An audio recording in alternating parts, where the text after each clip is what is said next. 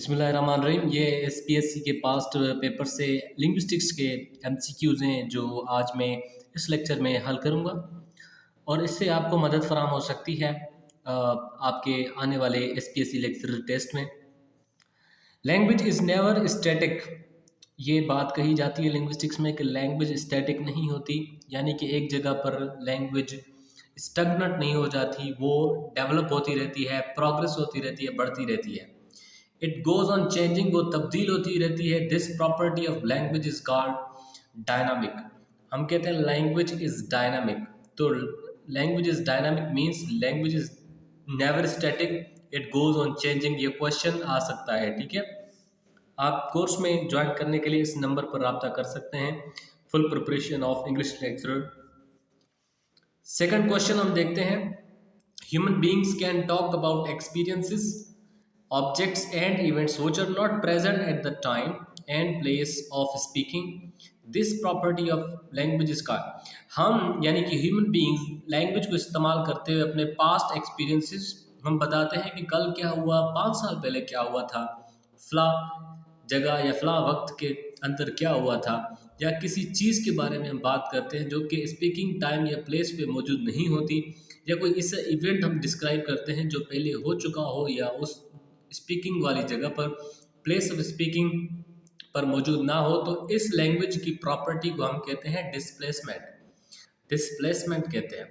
रिकर्सिवनेस भी मैं आपको समझाता हूँ, ड्यूअलिटी ऑफ स्ट्रक्चर, ट्रांसफरेंस अलग चीज़ है, लेकिन डिस्प्लेसमेंट हम इसको कहते हैं कि जब इंसान लैंग्वेज को यूज़ करते हुए पास्ट ऑब्जेक्ट्स के बारे में बात करे या उन चीज़ों के बारे में बात करे जो कि एट द टाइम अवेलेबल ना हो। नेक्स्ट क्वेश्चन है, हु डिफाइंड लैंग्वेज। ये बड़ा टॉप क्वेश्चन है, ठीक है, बड़ा इंपॉर्टेंट क्वेश्चन है। अच्छा, ये क्वेश्चन आ सकता है, 100% आ सकता है, क्योंकि डेफिनेशन ऑफ लिंग्विस्टिक्स के ऊपर है।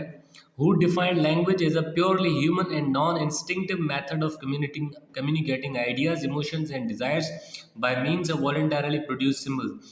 एडवर्ड सैपियर ने ये डेफिनेशन दी है लिंग्विस्टिक्स की, लैंग्वेज की। A purely human and non-instinctive method, ये प्योरली लैंग्वेज इंसान ज़ात की इन्वेंशन है। इंसान ने अपने दिमाग से, अपनी स्ट्रगल से इस लैंग्वेज को क्रिएट किया है, और नॉन इंस्टिंक्टिव मतलब ये जिबलतन नहीं है, इंसान के अंदर मौजूद नहीं है, ये इंसान ने अपनी स्किल के थ्रू, अपनी क्रिएटिविटी के थ्रू लैंग्वेज क्रिएट की है। क्योंकि ये मेथड ऑफ कम्युनिकेटिंग आइडियाज़, अपने आइडियाज़ दूसरों को बताने के लिए, इमोशंस बताने के लिए, जाहिर करने के लिए, डिज़ायर्स बताने के लिए, means of voluntarily produce symbols. और हम कुछ सिंबल्स इस्तेमाल करके, सिंबल मतलब ये देखिए ए है ना, ये हम इसको ए पढ़ते हैं, ए बेसिकली एक सिंबल है, इसको हम फिर मुख्तलिफ सिंबल्स को मिला के एक वर्ड बनता है। तो इस लैंग्वेज के डेफिनेशन को एडवर्ड सैपियर ने इंट्रोड्यूस करवाया था, याद रखें।